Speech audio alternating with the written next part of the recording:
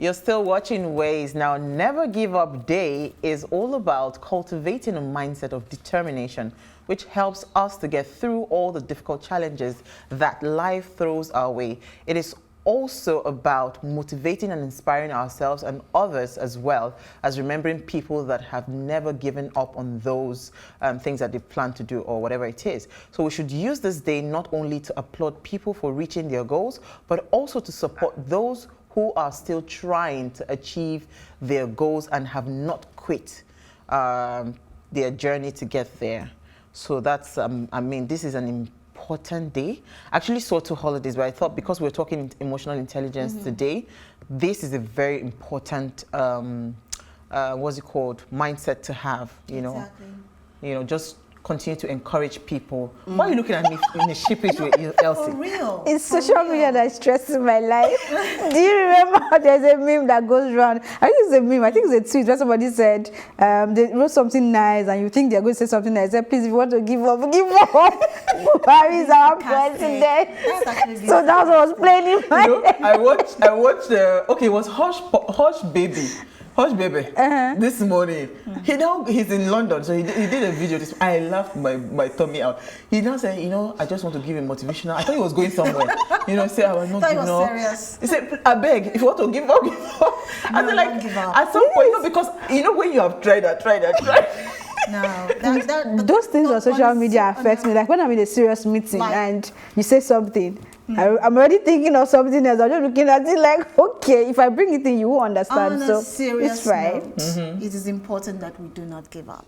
Because always have hope. We need to keep going, keep pushing, because sometimes you might be close to the gemstone. Maybe you're looking for something or you're trying to dig out something from the ground and you're close to the gemstone. There is a meme on that as well. Not aspire to perspire, require the perspiring.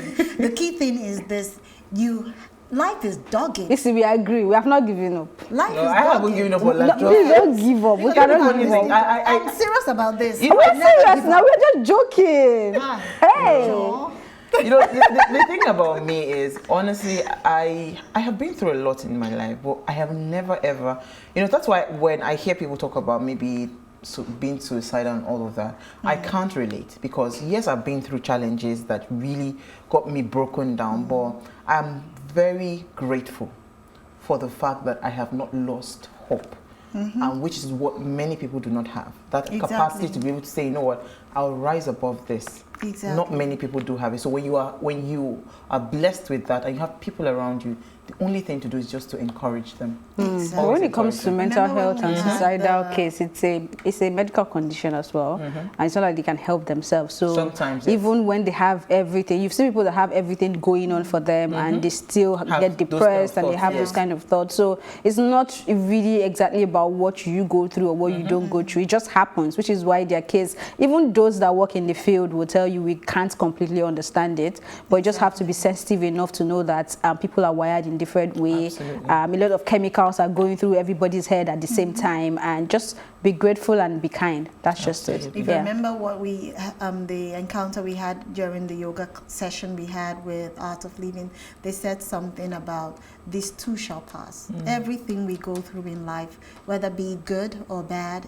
it will definitely come to pass. So just have to so push who on. we starting with? Let's start with Elsie, because we have some kind of financial matters for us. What did you find for us in the news? So I was scrolling my Twitter, Tweenie. I was No, it's not legal. You can't be sued now. Don't worry. So I saw that people were angry, like really angry. I know we are always angry on Twitter. I started looking, what is the source of this anger? And I saw that CBN has done it again. So CBN secures order freezing Rice vs Bamboo accounts over illegal FX transactions.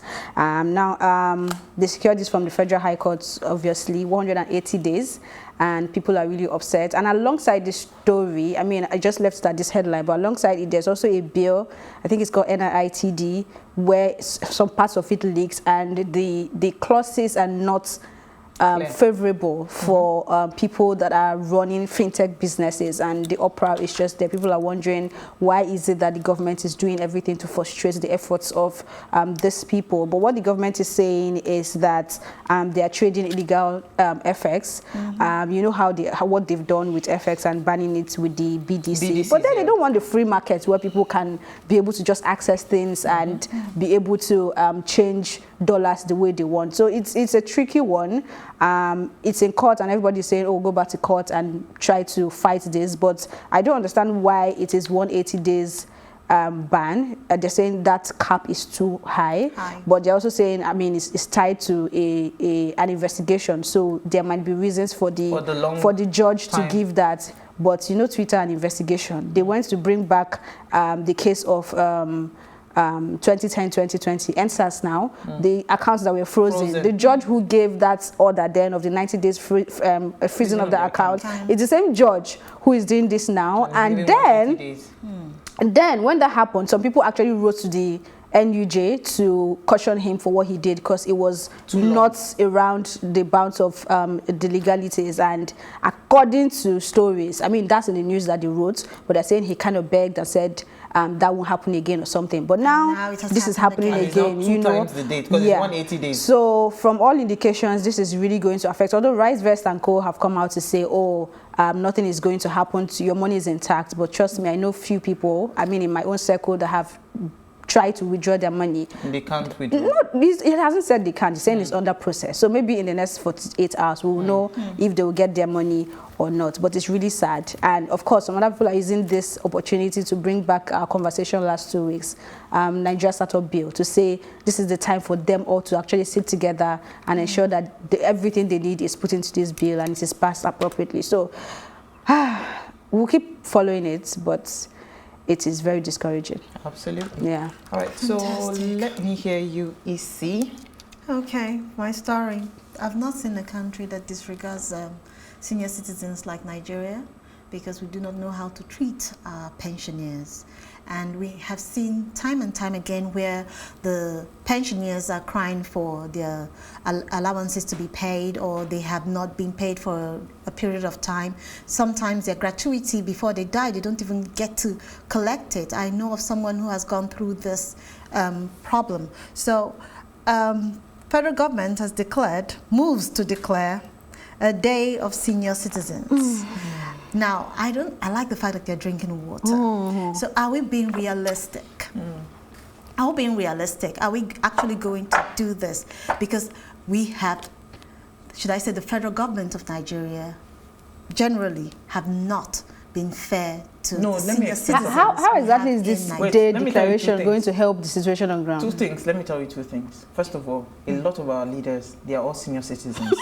So they need to make sure that that part is properly prepared for them. But they're not. They're not. It doesn't make any difference. No, wait now. It doesn't make any difference. No, wait now. But, yes, go ahead. But second thing I want to say is that, where do you think they should start from?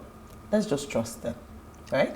Trust? Yes. Trust is a big word. If we keep on dealing with a lot of distrust, okay, that's what we have done all these years. Where did it land us? So let's just trust that maybe this is actually a good move in the right direction. Because again, everybody has motives for what they do. Absolutely, that was where I was going to. Because most of them are all senior citizens. So if they prepare it, maybe they're just doing it. It might be for themselves, but at the end of the day, let's hope it will benefit the entire senior citizens that we have in the country. There's a post I saw, but take your story. Maybe by the time you're done, I'll find it. It's so very my story is actually very encouraging. I thought to share this because a lot of times we always there's a stereotype when it comes to the kind of jobs and all of that we play. So I found the story quite interesting and I wanted to share.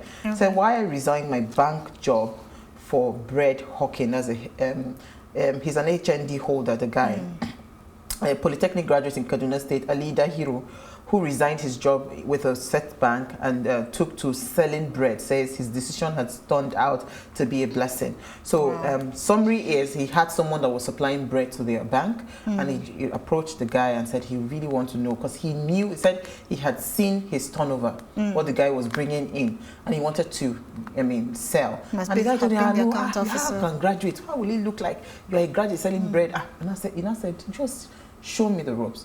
So this guy eventually told him what to do. Of course, he started, and you know, he said on bad days where his vendors or some, they do not pay him the money, like they don't remit, he saves nothing less than 3,000 per day. Wow. But on good days, he saves about 5,000 naira per day. So if we save 5,000 naira per day times, let's just say 30 days, this is 150,000. And this person was earning, I think about 35,000 naira. Do you understand? So the reason I'm bringing out this story is that sometimes we trivialize handy jobs in this country. Oh. And that is where the money is. If these people only know how to save what they earn.